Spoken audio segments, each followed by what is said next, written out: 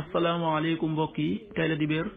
ñaari fan ci sawaal muy weeru kori ci atum junni ak ñeenti téeméer ak ñeent fukk ak ñeent ci gàddaay yonente bi sallallahu alayhi wa sallam dëppoo ñaar fukk fan ak ñett ci weeru avril ci atum ñaari junni ak ñaar fukk ak ñett ñaari fan ci weeru kori dafa bokk ci lim yu fàtt yi kon tey ci dibéer ji rafetul.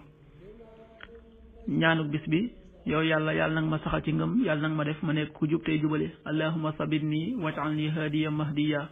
allahumma sabitni waj'alni hadiyan mahdiya xadiisu bis bi jëleef na ci Xays ibn Saad yàlla na yàlla gërëm leen mu ne yonente bi sallallahu alayhi wa sallama waxoon na ko ne ko ndax duma la tegtal ab buntu ci bunti àjjana yi mooy ngay wax la xawla wala quwwata illa billah xadis bi Ahmad nettali na ko ak at-Tirmidi an Qays ibn Saad radiyallahu anhuma qaala rasulullahi sallallahu alayhi wa sallam ala adulluka ala babin min abwabil janna la hawla wala quwwata illa billah rawahu Ahmad wa Tirmidi.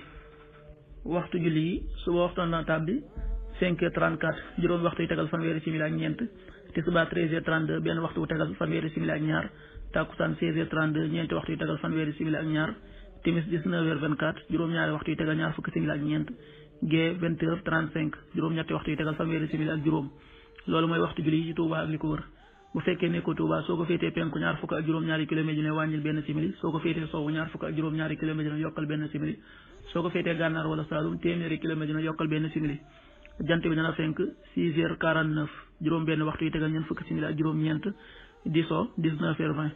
juróom-ñaari waxtu yu tegal ñaar fukki simili. yàlla na nu yàlla nangul te nangul leen amin